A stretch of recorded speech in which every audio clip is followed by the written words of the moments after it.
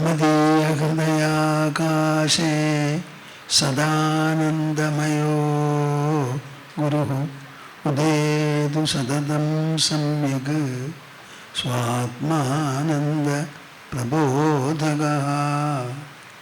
ഹരി ഹരി ഹരി ഓം തസ്. ജയ ഗുരു ജയ ഗുരു ജയ ഗുരു. നോക്കൂ, നമ്മുടെ ഭാരത പഞ്ചാംഗത്തിൽ ഏറ്റവും പവിത്രവും അനുഗ്രഹകരവുമായ ഒരു ദിവസമാണ് ഗുരുപൂർണിമ. എന്നാ അതിൻ്റെ പിന്നിൽ കിടന്ന് കളിക്കുന്നത്? അമ്മയുടെ വയറ്റിൽ നിന്ന് ജനിച്ച ഏത് കുട്ടിയും ഈ ലോകത്തിൽ പഠിക്കുന്നത് മറ്റുള്ളവരെ കണ്ടും കേട്ടുമാണ്. പെറ്റ കുട്ടിയോട് അമ്മ സംസാരിക്കാതെ ഇരുന്ന് നോക്കട്ടെ, ആ കുട്ടി സംസാരിക്കുകയില്ല. അപ്പോൾ മറ്റുള്ളവരെ കണ്ടും കേട്ടുമാണ് നമ്മൾ പഠിക്കുന്നത്. അപ്പോൾ അറിവ് എന്ന് പറയുന്ന ഒരു ഘടകം മനുഷ്യ ജീവിതത്തിൽ ഉണ്ടാവണമെങ്കിൽ ആ അറിവ് നമുക്ക് പകർന്നു തരാനായിട്ട് ഗുരുജനങ്ങൾ ആവശ്യമാണ്. അപ്പം മനുഷ്യനെ മനുഷ്യനാക്കി തീർക്കുന്നത് അറിവും ആ അറിവ് പ്രദാനം ചെയ്യുന്ന ഗുരുക്കളുമാണ്. അതുകൊണ്ടാണ് ഗുരുദിനം എന്ന് പറഞ്ഞൊരു ദിനം നമ്മൾ കൊണ്ടാടുന്നത്. ആ ഗുരു സാധാരണ നമ്മൾ വിചാരിക്കും അധ്യാപകന്മാരാണ് സ്കൂളിലും കോളേജിലുമൊക്കെ നമ്മളെ പഠിപ്പിക്കുന്നവർ. അവർ നമ്മളെ പഠിപ്പിക്കുന്നത് കാണുന്ന ഈ ലോകത്തിലെ വസ്തുക്കളെക്കുറിച്ചാണ് പഠിപ്പിക്കുന്നത്. കാണുന്നത്, കേൾക്കുന്നത്, മണക്കുന്നത്, രുചിക്കുന്നത്, തൊട്ടറിയുന്നത്. പക്ഷെ ഈ വസ്തുക്കൾ എല്ലാം തന്നെ ജഡങ്ങളാണ്. അതിന് ചേതനയില്ല. അതിലൊരൊറ്റെണ്ണത്തിന് സന്തോഷമോ സൗഖ്യമോ രചിക്കാൻ സാധിക്കില്ല, ജഡമായതുകൊണ്ട്. നമ്മൾ ആവശ്യപ്പെടുന്നത് സന്തോഷവും സാഫല്യവും സംതൃപ്തിയുമാണ്. അതെവിടുന്നാണ് ഉണ്ടാവുക? ഭൂമിയിൽ നിന്നുണ്ടാവില്ല, വെള്ളത്തിൽ നിന്നുണ്ടാവില്ല, കാറ്റിൽ നിന്നുണ്ടാവില്ല, അഗ്നിയിൽ നിന്നുണ്ടാവില്ല, ആകാശത്തിൽ നിന്നും കിട്ടില്ല. അപ്പോൾ പിന്നെ എവിടുന്നാണ് കിട്ടുക? നമ്മുടെ ഉള്ളിൽ നിന്നേ കിട്ടുള്ളൂ. ആ ഉള്ളിലേക്കുള്ള പോക്കിനെ ദൃഢീകരിക്കുന്നതാണ് ഈ സന്യാസം. സന്യാസ വസ്ത്രം നമ്മൾ ഒരിക്കൽ ധരിച്ചാൽ പിന്നെ അത് ഉപേക്ഷിക്കാറില്ല. അപ്പോൾ സന്യാസം ധരിച്ചു കഴിഞ്ഞാൽ ഞാൻ ഈ അധ്യാത്മമാർഗത്തിലാണ് സഞ്ചരിക്കുന്നത്, എനിക്ക് ഈശ്വരൻ മാത്രമേ ആശ്രയമുള്ളൂ. ഈശ്വരൻ രചിച്ച് നിലനിർത്തുന്നതാണ് ഈ ലോകം. ആ ലോകത്തിൽപ്പെട്ട ഒരു ജീവിയാണ് ഞാൻ. അതുകൊണ്ട് എൻ്റെ സൗഭാഗ്യങ്ങൾ മുഴുവൻ പരമേശ്വരൻ്റെ ഹസ്തങ്ങളിലാണ് എന്ന് പൂർണ്ണമായിട്ടൊരു വിശ്വാസം ഉണ്ടായി. ആ വിശ്വാസത്തെ പ്രതിദിനം ദൃഢപ്പെടുത്തി തരുന്നതാണ് ഈ സന്യാസം എന്ന് പറയുന്ന നിഷ്ഠ. സന്യാസത്തിൽ ഒരു സന്യാസി ചെയ്യേണ്ടത് ജ്ഞാനനിഷ്ഠയാണ്. ഒരു സന്യാസി പൂജിച്ചാൽ അത് വെറും പ്രഹസനമാണ്, അത് ശരിയാവില്ല, നന്നാവില്ല. ഒരു പൂജയും നടത്തരുത്, അനാവശ്യമായിട്ട് ഒരു അഗ്നികർമ്മവും ചെയ്യരുത്. ഒന്നിൻ്റെ ആവശ്യമില്ല. നമുക്ക് ആവശ്യം മനസ്സുകൊണ്ടും ബുദ്ധി കൊണ്ടും ധ്യാനിച്ചും തത്വവിചാരം ചെയ്തും സത്യത്തെ മനസ്സിലാക്കുന്നതാണ് നമുക്ക് ആവശ്യം. മനസ്സിന് പവിത്രത വേണം, ബുദ്ധിക്ക് സൂക്ഷ്മതയും വിശാലതയും വേണം. ഇത് രണ്ടും ഉണ്ടാവാൻ വേണ്ടി എന്തു വേണം? ഭൗതികമായ ഒരു പ്രവൃത്തി കൊണ്ടും അത് കിട്ടാൻ പോണില്ല. അതുകൊണ്ട് തത്വവിചാരം ചെയ്തുകൊണ്ടിരിക്കണം, മനസ്സിനെ പവിത്രമാക്കിക്കൊണ്ടിരിക്കണം. ആലോചിച്ച് നിങ്ങൾ ആകാശത്തിനെക്കുറിച്ച് ആലോചിച്ച് നോക്കൂ, കുറേ നേരം ധ്യാനിക്കൂ. അപ്പോൾ നിങ്ങളുടെ മനസ്സ് ആകാശം പോലെ ആയിത്തീരും. മനസ്സിനൊരു വ്യവസ്ഥയുണ്ട്. എന്താണ്? യാ മതിഹി സാ ഗതിർഭവേത്. മനസ്സുകൊണ്ട് നമ്മൾ എന്ത് മനനം ചെയ്തുവോ മനസ്സതായിത്തീരും. അപ്പോൾ ആകാശത്തിനെക്കുറിച്ച് നമ്മൾ വീണ്ടും വീണ്ടും ആലോചിച്ചാൽ ആകാശം സർവ്വദിക്കിലും വ്യാപിച്ചിരിക്കുന്നതാ. നമുക്കും സർവ്വവ്യാപിത്വം അനുഭവപ്പെട്ടു തുടങ്ങും. ഞാൻ സർവ്വവ്യാപിയാണ് എന്ന് തോന്നും. അതാണല്ലോ വിവേക ചൂടാമണി നിങ്ങൾ കേട്ടിട്ടുണ്ടാവും. ഞങ്ങൾ പലപ്പോഴും പറയാറുണ്ട്, ആകാശവല്ലേഭവിദൂരമോഹം.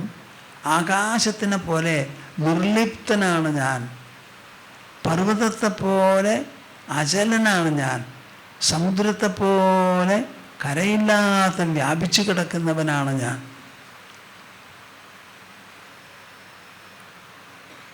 ആകാശവല്ലേഭവിദൂരമോഹം ആദിത്യവത് ഭാസ്യവിലക്ഷണോഹം. ആദിത്യൻ വെളിച്ചം തരുമ്പോൾ ആദിത്യനെ കാണിച്ചു തരാൻ വേറെ ഒരു വെളിച്ചം ആവശ്യമില്ല. അതുപോലെ ഈ ലോകത്ത് മുഴുവൻ കാണിച്ചു തരുന്നത് ഞാനാണ്. കേൾക്കുന്നുണ്ടോ കൂട്ടര് നിങ്ങൾ? ആരാ ഈ ലോകത്തിനെ കാണുന്നത്? ലോകം കാണുന്നുണ്ടോ നിങ്ങളെ? നിങ്ങളല്ലേ ലോകത്തിനെ കാണുന്നത്. ഈ കാണുന്നത് എവിടെ? ശരീരത്തിലോ ഉള്ളിലോ? ഉള്ളിൽ കാണുന്ന ലോകത്തിന് സ്ഥൂലത ഉണ്ടാവുമോ? ആയ് ഒന്ന് ആലോചിക്കുവപ്പാ. ഉള്ളിലല്ലേ പർവ്വതം കാണുന്നത്, മരം കാണുന്നത്. പർവ്വതം നമ്മുടെ ശരീരത്തിൻ്റെ ഉള്ളിലുണ്ടാവുമോ? പക്ഷെ അനുഭവിക്കുന്നുണ്ടല്ലോ. ആരാ അനുഭവിപ്പിക്കുന്നത്? മനസ്സ്. അപ്പം മനസ്സ് എന്ന് പറയുന്ന മേഖലയിൽ പർവ്വതത്തെ പോലെ വലിയൊരു സാധനം ഉണ്ടാവില്ല. അപ്പം മനസ്സിൽ കാണുന്ന പർവ്വതം വാസ്തവത്തിൽ ഉണ്ടോ ഇല്ലേ? എന്താ മിണ്ടാത്തെ? ഇല്ല എന്ന് പറയേണ്ടി വരില്ലേ നിങ്ങൾ മനുഷ്യനാണെങ്കിൽ? എന്താ മിണ്ടാത്തെ? എന്താണോ പറ്റിയത് നിങ്ങൾക്ക്? ബുദ്ധിയില്ലേ? നിങ്ങളുടെ കുട്ടികളെ നിങ്ങൾ കാണുന്നത് എവിടെയാ? ഉള്ളിലാണ്. നിങ്ങളുടെ ഉള്ളിൽ ആ കുട്ടി ഇറങ്ങി ചെന്നോ? ചെന്നില്ല.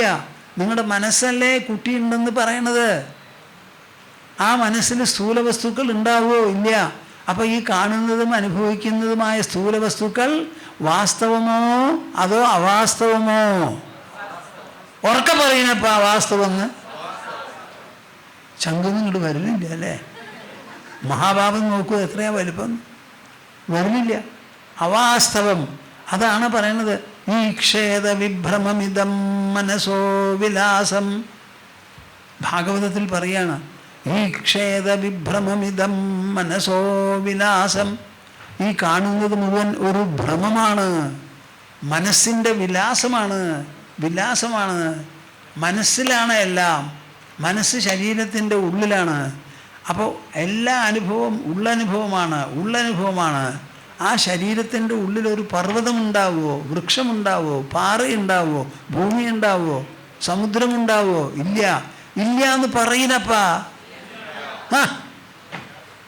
ഇതാണ് ഈ കാണുന്നത് മിഥ്യയാണ്, മായയാണെന്ന് പറയുന്നത്. ഇതാണ് ഇല്ലാത്തതിന് ഉണ്ടെന്ന് തോന്നിക്കുന്നതാണ് ഈ മായ. ആ മായ എന്ന് പറയുന്നത് ഒരു ശക്തിയാണ്. ആർക്കാ അതുള്ളത്? എല്ലാ ദിക്കിലും വ്യാപിച്ചു കിടക്കുന്ന ചൈതന്യ വിശേഷത്തിന് ആ ശക്തി ഉണ്ട്. Inscrutable power. നമുക്ക് നിർണയിക്കാൻ പറ്റാത്തൊരു ശക്തി. അതുകൊണ്ട് അത് എന്ത് ചെയ്യുന്നു? ഈ ക്ഷേത വിഭ്രമമിതം മനസോ വിലാസം. ആ മനസ്സിനെ കൊണ്ട് ഇതെല്ലാം അങ്ങോട്ട് ഉണ്ടാക്കി തീർക്കുന്നു. എത്ര നേരം? 16 മണിക്കൂർ. 24 മണിക്കൂറിൽ 16 മണിക്കൂർ. ആ 16 മണിക്കൂറാവുമ്പോൾ എന്ത് ചെയ്യുന്നു? ഈ ഉണർന്നിരിക്കുന്നവൻ്റെ കണ്ണ് മൂടി ഉറങ്ങുന്നു. പിന്നെ 8 മണിക്കൂർ കഴിഞ്ഞ് എഴുന്നേൽക്കുന്നു. അപ്പോൾ നമ്മുടെ ഈ ഉണർന്നിരിക്കുന്ന അവസ്ഥ 2 ഉറക്കങ്ങൾക്ക് നടുവിലാണ്. കേൾക്കുന്നുണ്ടോ? ഉറക്കത്തിൽ നിന്നാണ് ഉണർവുണ്ടാവണത്. ഉറക്കത്തിൽ നിന്നുണ്ടായ ഉണർവ് എങ്ങനെയാണ് വാസ്തവാവുക? ഉറക്കം എന്താ? ഉറക്കത്തിൽ നിങ്ങൾ ആരുമല്ല, എവിടെയല്ല. അങ്ങനെ ഒരു സംഗതിയാണ് ഉറക്കം. അതിൽ നിന്നാണ് ഈ ഉണർവുണ്ടാവുന്നത്. ഈ ഉണർവ് അവസാനിക്കുന്നതും ഉറക്കത്തിലാണ്. അപ്പോൾ ഉറക്കത്തിൽ നിന്ന് തുടങ്ങി ഉറക്കത്തിൽ അവസാനിക്കുന്ന ഈ ഉണർവിന് എത്രത്തോളം അന്തസ്സാരുണ്ട് ഒന്ന് പറയുന്നപ്പാ. നിങ്ങളുടെ ബുദ്ധിയെ ഉപയോഗിക്കൂ. എന്തിനാ പഠിച്ചത്? എന്തിനാ മനുഷ്യനായിട്ട് ജനിച്ചത്? ആലോചിച്ചു നോക്കൂ. ഈ സത്യം അറിയാൻ. ഈ സത്യം അറിഞ്ഞാലോ അതിലേറെ ധന്യതയില്ല. എല്ലാം നമുക്ക് പരിപൂർണമായ സാഫല്യം, സംതൃപ്തി, സൗഭാഗ്യം, ഉള്ളിലെ നിറവ്, പൂർണ്ണത, അതുകൊണ്ടുണ്ടാവുന്ന ആനന്ദ നിർഭരത, ഇതൊക്കെ നമുക്ക് ഇതിൽ നിന്ന് കിട്ടും. അങ്ങനെ കിട്ടിയ ഒരാൾ പറയാണ്, അത് മൂത്ത് മൂത്ത് മുഴുകി മുഴുകി പോവുകയാണെങ്കിൽ എവിടം വരെ പോവാം? അതാണ് ഞാനിവിടെ പറഞ്ഞത്. എന്ത്? ദേഹം ജനശ്വരമവസ്ഥിതമുത്ഥിതം വാ സിദ്ധോ ന പശ്യതി യതോധ്യഗമത്സ്വരൂപം. ഈ ദേഹം ഉണ്ടോ ഇല്ലയോ എന്ന് പോലും അയാൾ അറിയില്ല അത്രേ. കള്ളു കുടിച്ച ഒരാൾ വസ്ത്രം എടുത്ത് നീങ്ങുന്നു, ഇടയ്ക്ക് ആ വസ്ത്രം അഴിഞ്ഞു പോകണം, അയാളത് അറിയില്ല. ചിലപ്പോൾ അയാൾ തന്നെ അത് കയറ്റി കൊടുക്കും, ഇല്ലെങ്കിൽ അങ്ങനെ നടക്കും. വഴിയിൽ കൂടുന്ന വല്ലവരും അതെടുത്ത് കൊടുത്തും നഗ്നായി പോണത് നല്ലതല്ലല്ലോ എന്ന് പറഞ്ഞ്. പക്ഷെ ഈ ചങ്ങാതി ഇതൊന്നും അറിയണില്ല. അതുപോലെ മതിരോമദാന്ധ ശ്രീമദ് ഭാഗവതം പറയണതാ. ഞാൻ ഈ ശ്ലോകം വായിച്ചിട്ടാണ് സുലഭാദേവിക്ക് ജ്ഞാനാശ്രമത്തിൽ വെച്ച് സന്യാസം കൊടുത്തത്. അപ്പം ഞങ്ങളിവിടെ ഒരു സങ്കല്പത്തോടു കൂടിയാണ് ഈ സന്യാസം നടത്തിയത്. അതെന്താ കാരണം എന്ന് വെച്ചാൽ ഒരു വിരജാഹോമം നടത്തുന്നത് ഉചിതമാവില്ല എന്ന് മനസ്സിൽ തോന്നിയിട്ടാണ്. ആ സങ്കല്പത്തിൽ നിങ്ങൾ വായിച്ചു കേട്ടിട്ടുണ്ടാവുമല്ലോ. എൻ്റെ ജീവിതത്തിൽ ഇന്നതൊക്കെ നടന്നു, എൻ്റെ മനസ്സിൽ തത്വവിചാരമുണ്ടായി, ആ വിചാരം ഗാഠമായി, കൂടുതൽ അതിൽ പ്രവേശം കിട്ടി, ആശ്രമത്തിൽ പോകണമെന്ന് തോന്നി. അവിടെ ഞാൻ താമസിച്ചു, സ്വാമിജിയെയും മറ്റുള്ളവരെയും എല്ലാം പരിചയപ്പെട്ടു. അങ്ങനെ ഓരോ ദിവസം ചെല്ലുന്തോറും എൻ്റെ മനസ്സിന് പവിത്രതയും തത്വവിചാരവും എല്ലാം കൂടി എനിക്ക് മോക്ഷം മാത്രം വേണമെന്നുള്ള ഒരു നിലയായി തീർന്നു. അങ്ങനെ ഞാനിവിടെ വന്നു. സ്വാമിജി ഇപ്പോൾ ഞാൻ ഒന്നും ആവശ്യപ്പെടുന്നില്ല. എനിക്ക് സ്വാമിജിയെയും മറ്റ് 2 സന്യാസിനിമാരെയും ശുശ്രൂഷിക്കുക, അവർക്ക് വേണ്ട സേവനം ചെയ്യുക മാത്രമേ എൻ്റെ ഉദ്ദേശമുള്ളൂ, വേറെ ഒന്നുമില്ല എന്ന്. ഇങ്ങനെ പറയുന്ന ഒരാളെ എന്താ ഞാൻ പറയുക? നോക്കൂ, എല്ലാവർക്കും സന്യാസം ആശ്രമത്തിൽ വന്നിട്ട് അത് വേണം ഇത് വേണം എന്നാണ് തോന്നുക. പറക്കണം, ചാടണം, ഓടണം. ഇവിടെ പറയുന്ന ഒരാൾ എനിക്കൊന്നും വേണ്ടെന്ന്. അപ്പോൾ ആ മനസ്സിലെ ആഗ്രഹഹീനത എത്രത്തോളം എന്നൊന്ന് ആലോചിച്ച് നോക്കൂ. എന്നോട് വേറെ ആരും ഇതുവരെ സംസാരിച്ചിട്ടില്ല.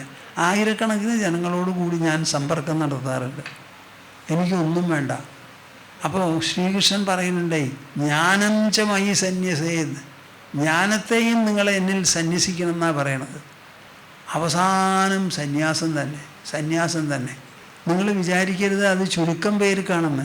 എല്ലാവർക്കും ഉള്ളതാണ് സന്യാസം. 4 ആശ്രമമാണ് മനുഷ്യർക്ക്: ബ്രഹ്മചര്യം, ഗാർഹസ്ഥ്യം, വാനപ്രസ്ഥം, സന്യാസം. നിങ്ങളൊക്കെ ബ്രഹ്മചര്യം അനുഭവിച്ചവരാ, ഗാർഹസ്ഥ്യവും അനുഭവിച്ചുകൊണ്ടിരിക്കുകയാണ്. പക്ഷേ ഈ ബ്രഹ്മചര്യം വിട്ട് കല്യാണം കഴിച്ച് ഗാർഹസ്ഥ്യം സ്വീകരിക്കുന്നത് പോലെ ഗാർഹസ്ഥ്യത്തെ വിട്ട് വാനപ്രസ്ഥവും നിങ്ങൾ സ്വീകരിക്കണം. അവിടെയാണ് നിങ്ങളുടെ പരാജയം. മകൻ മൂത്തു, വയസ്സായി, കുടുംബം ഭരിക്കാൻ പറ്റുമെന്ന് കാണുമ്പോൾ, മോനെ ഇതാ ഈ കുടുംബം നീ വേണ്ടതുപോലെ നടത്തിക്കോ, എനിക്ക് വയസ്സായി, ഞാൻ പോയിട്ട് ഇനി അധ്യാത്മമായിട്ട് എൻ്റെ ഉള്ളിൽ സംതൃപ്തിക്ക് വേണ്ട വഴി നോക്കി ജീവിക്കാം, മോക്ഷമൊക്കെ ഉണ്ടല്ലോ, അപ്പോൾ ഞാൻ വാനപ്രസ്ഥനാവാൻ പോവാന്ന് പറഞ്ഞ് എന്തുകൊണ്ടാണ് നിങ്ങൾ പോവാത്ത? മടിയന്മാരെ, ബുദ്ധിഹീനരെ, എന്തുകൊണ്ട് നിങ്ങൾക്ക് മാറി നിന്നൂടാ? മകന് വീട്ടുഭാരം കൊടുത്തിട്ട് എന്തുകൊണ്ട് നിന്നൂടാന്ന് മറുപടി പറയുന്നു. വീട്ടിൽ തന്നെ കിടന്ന് മരിക്കണ, എന്നിട്ട് വല്ല ഓൾഡ് ഏജ് ഹോം ഉണ്ട്, അവിടെ ഉണ്ട്, ഇവിടെ ഉണ്ടോയെന്ന് നോക്കി പോവുക, തെണ്ടി നടക്കുക. ഇതാണോ നമ്മൾ ചെയ്യേണ്ടത്? വീട്ടിലിരുന്നു 10-15 കൊല്ലം ഇരുന്നു, സമ്മതിച്ചു, ആയിക്കോട്ടെ, എനിക്ക് വിരോധമില്ല.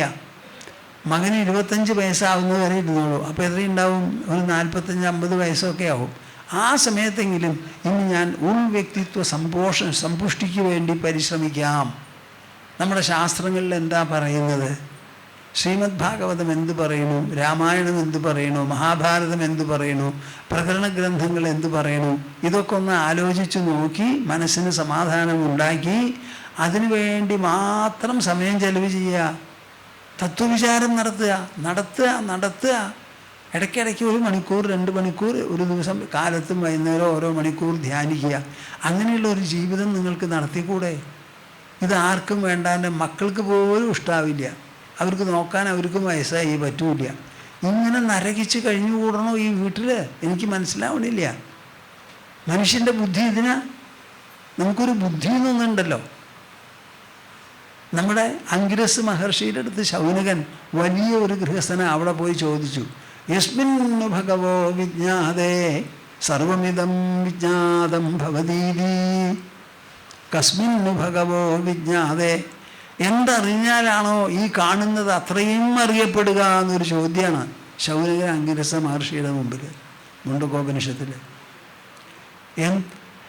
എന്തറിഞ്ഞാലാണോ ഈ കാണപ്പെടുന്നത് മുഴുവനും അറിയുക എന്നൊരു ചോദ്യമാണ്. പറഞ്ഞു കൊടുത്തു. പറഞ്ഞു കൊടുത്തു.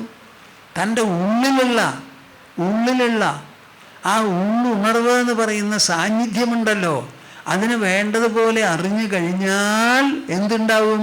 ബ്രഹ്മൈവേദമൃതം പുരസ്താദ് ബ്രഹ്മ പശ്ചാത് ബ്രഹ്മ ദക്ഷിണതശ്ചോത്തരേണ അധശ്ചോർധ്വം ച പ്രസൃതം ബ്രഹ്മൈവേദം വിശ്വമിദം വരിഷ്ഠം. ബാ ബാ ബാ.